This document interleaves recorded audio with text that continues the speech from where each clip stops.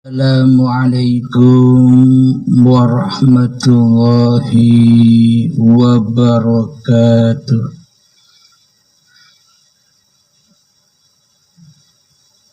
Bismillahirrahmanirrahim. Ashhadu an la ilaha illallah wa ashhadu anna Muhammadar Rasulullah. Allahumma salli ala Sayyidina Muhammad wa ala ali Sayyidina Muhammad. Rabbi syrah li sadri wa yassir li amri wahlul 'uqdatam min lisani yafqahu qawli. Amin. Bismillahirrahmanirrahim.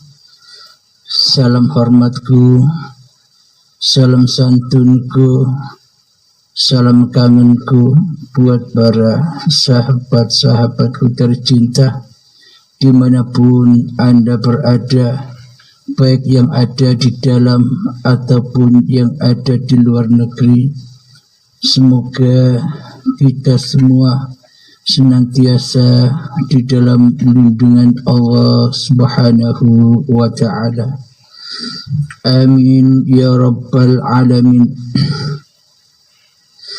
Sebelum kita mulai kajian di subuh yang indah ini, marilah kita kemahkan di dalam nyawa, kemahkan di dalam jiwa, kemahkan di dalam hati, kemahkan di dalam roh, dan kemahkan di dalam kehidupan ini dengan kalimat-kalimat thayyibah. Subhanallah walhamdulillah wa la ilaha illallah wallahu akbar wa la hawla wa la quwwata illa billahil aliyyil azim. Alhamdulillahi rabbil alamin. Pada kali ini kita akan mengkaji yang berjudul Wajahku adalah wajah Tuhanku. Ini umat Islam wajib tahu. Orang yang merasa agamanya agama Islam wajib tahu. Orang yang agama lain pun juga wajib tahu, agar mengerti di dalam makna bertuhan itu yang bagaimana. Di dalam Islam ada kewajiban sholat 5 waktu. Apa tujuannya sholat 5 waktu? Di agama lain pun ada kewajiban-kewajiban syariat agamanya masing-masing. Apa tujuan semua itu? Tujuan sholat 5 waktu dan tujuan seluruh syariat-syariat agama manusia, tujuannya hanyalah untuk datang dan mengabdi kepada Tuhannya.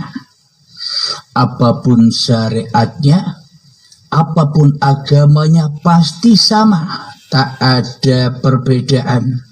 Di setiap syariat-syariat agamanya itu tujuannya hanya satu, untuk menghadap Tuhannya, untuk bertemu Tuhannya. Jadi di sini kami menerangkan cara menghadap melalui syariat agama Islam. Ini pun juga bisa diaplikasikan bagi saudara-saudara kita yang agama lain. Yang penting di sini jangan cari perbedaannya, akan tetapi carilah persamaannya, karena kita seluruh manusia sama-sama ciptaan Tuhan, sama-sama hamba Tuhan yang esa. Tak ada Tuhannya orang Islam sendiri, tak ada Tuhannya orang Nasrani sendiri, tak ada Tuhannya agama Majusi sendiri, tak ada Tuhannya agama Yahudi sendiri, tak ada Tuhannya agama Buddha sendiri, tak ada agama orang Katolik sendiri. Semuanya yang dimaksud Tuhan itu esa. Di seluruh kitab-kitab apapun kitabnya mengatakan bahwa Tuhan itu Maha Esa. Itulah persamaannya. Jangan dicari-cari lagi perbedaannya. Jadi di pengajian atau di Uripe Allah inilah mempertemukan semua saudara-saudara kita. Ternyata selama ini kita bukan musuh. Bahkan kita ini saudara seiman. Maknanya saudara seiman itu apa? Sama-sama dari Tuhan, sama-sama ciptaan Tuhan, sama-sama makhluknya, sama-sama madein Tuhan. Jangan kita pertuhankan hawa nafsu kita sendiri. Bila kita mentuhankan hawa nafsu kita sendiri, otomatis maka nama-nama agama yang kita peluk akan menjadi fitnah bagi keselamatan manusia.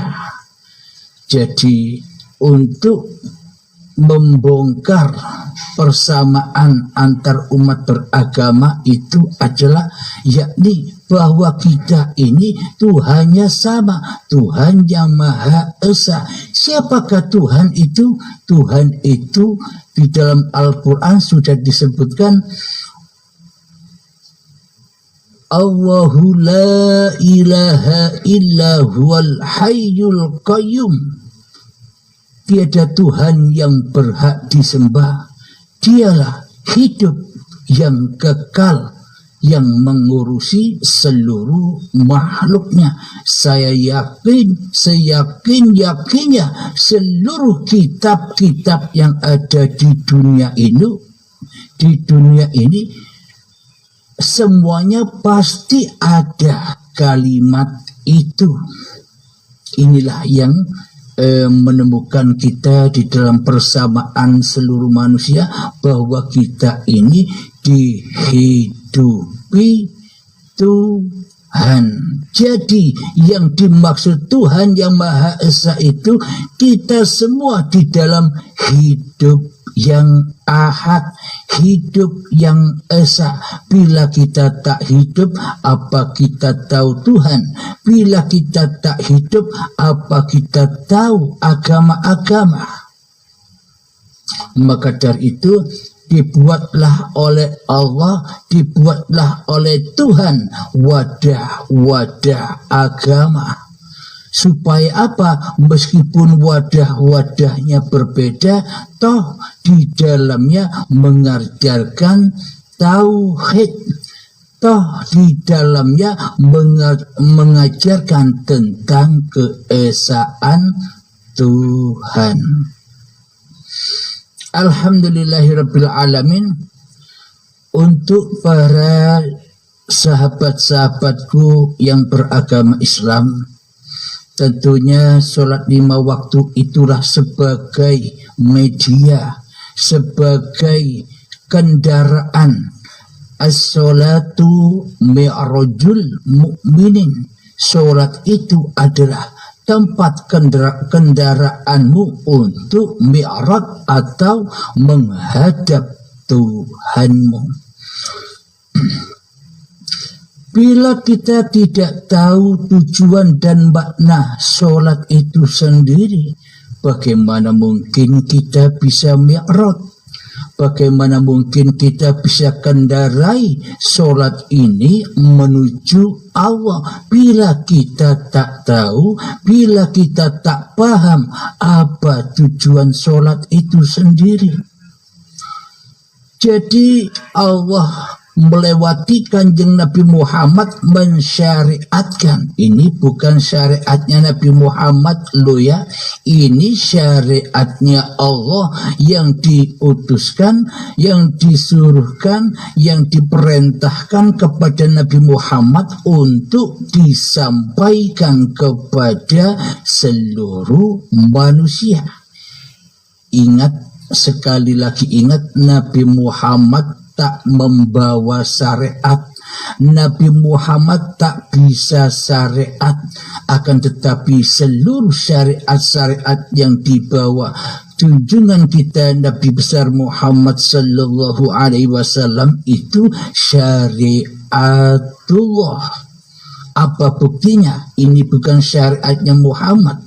Apa buktinya? Syariat yang diperuntukkan kepada para nabi dan para rasul itu sebenarnya bukan syariat masing-masing nabinya, bukan syariat masing-masing rasulnya, akan tetapi seluruh syariat itu dari Tuhannya, dari hidup yang menghidupi manusianya. Buktinya apa? Bahwa Nabi Muhammad tak punya syariat, bahwa Nabi Muhammad tak bisa bersyariat. Bukti logika yang nyata. Ketika Nabi Muhammad berapa-apa saja, beraktivitas apa saja, jangan lupa baca Bismillahirrahmanirrahim. Maknanya setiap aktivitas apapun, detik per detik, jangan luput dengan Bismillahirrahmanirrahim. Inilah pembuka, penuntun jalan apapun aktivitas yang kita kerjakan agar tidak teraku-akui sebagai aktivitas kita, agar seluruh aktivitas itu roji'un, pulang kepada uripe Allah, karena tanpa uripe Allah takkan pernah ada aktivitas. Karena tanpa uripe Allah takkan pernah ada syariat. Karena tanpa uripe Allah takkan pernah ada ibadah sholat-sholatnya seluruh manusia, apapun agamanya, apapun golongannya, apapun alirannya. Bila tak ada uripe Allah, maka ibadah sholat semuanya takkan pernah ada.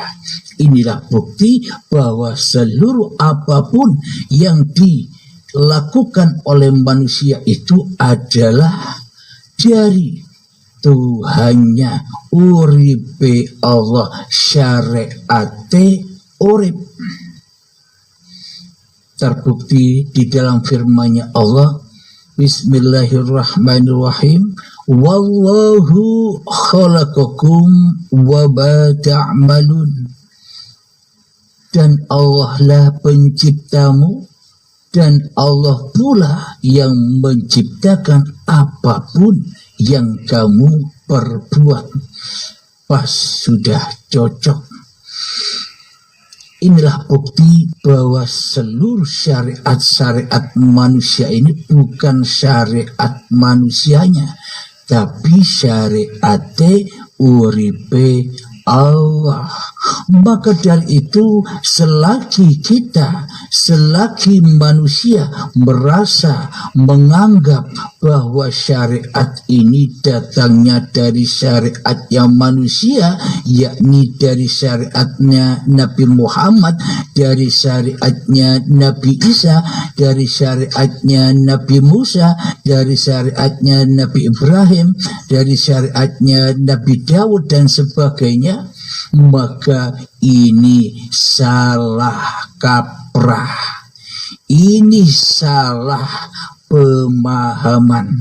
Karena hidup siapa? Karena uripe sopo sing manggon di dalam Nabi Ibrahim, yang menghidupi Nabi Musa, yang menghidupi Nabi Isa, yang menghidupi Nabi Muhammad, dan yang menghidupi kita semua bangsa manusia, itu uripe sopo. Inilah jalan pulang sanad-sanad manusia, bahwa sesungguhnya manusia tak punya daya untuk melaksanakan syariat kecuali syariat uripe Allah. Disinilah para nabi-nabi, disinilah para rasul-rasul diutus untuk menyempurnakan akhlak-akhlak manusianya yang bejat, yang selama ini mengaku-ngaku bisa syariat sendiri, yang selama ini mengaku-aku bisa beraktivitas sendiri tanpa Tuhan, karena selama ini para manusia tak bertuhan. Maka dari itu dianggapnya semua syariat-syariat antar agama, semua syariat-syariat individu manusianya seolah-olah dianggap, seolah-olah diakui sebagai syariatnya manusianya. Inilah yang membuat polemik, belenggu. Inilah yang membuat fitnah. Kemudian iblis dengan bangganya, dengan mudahnya mengadu domba antar umat beragama, karena selama ini para manusia termasuk diri kita belum bertuhan dan beragama di sisi Tuhannya, tidak mengesahkan Tuhan tapi memperbanyak Tuhan di hatinya. Maka dari itu setan dengan mudahnya menggoda setiap manusia, menyesatkan seluruh manusia lewat syariat-syariat ibadahnya. Jadi para manusia, para saudara-saudaraku yang memeluk agama, ini juga bisa dibuat untuk referensi, memunculkan kesadaran kita di dalam bertuhan. Jadi tujuan seluruh manusia itu memeluk suatu agama, pasti seluruh manusia itu ketika percaya memeluk sebuah agama, itu tandanya manusianya percaya kepada Tuhan yang esa, percaya bahwa dirinya hanyalah makhluk. Bila sudah percaya, bila sudah yakin bahwa diri kita ini hanyalah makhluk, tentunya sing obah, tentunya yang bergerak, tentunya yang beraktivitas, tentunya yang hidup dan yang berkuasa ini kan sudah bukan hidup dan kuasa manusianya. Bila manusianya sudah yakin dan percaya bahwa dirinya ciptaan Tuhan, maka seluruh kegiatannya pun dan aktivitasnya pun seluruh kembali kepada semuanya ada di dalam kekuasaan Tuhannya. Bila manusia dikatakan sudah bertuhan. Tapi bila manusia di dalam hatinya belum ada Tuhan, maka ia takkan pernah mau diatur Tuhannya, maka ia takkan pernah rela diperjalankan Tuhannya, maka ia takkan pernah ridho dihidupi oleh Tuhannya di hatinya, meskipun ia memeluk suatu agama. Ia tak ridho bila Allah yang berkuasa atas dirinya. Ini bukti bahwa manusia, ini bukti bahwa kita selama ini belum masuk agamanya Tuhan yang esa. Kita masih mempertuhankan masing-masing diri kita sendiri di hati kita. Jadi wahai saudara-saudaraku seluruh manusia,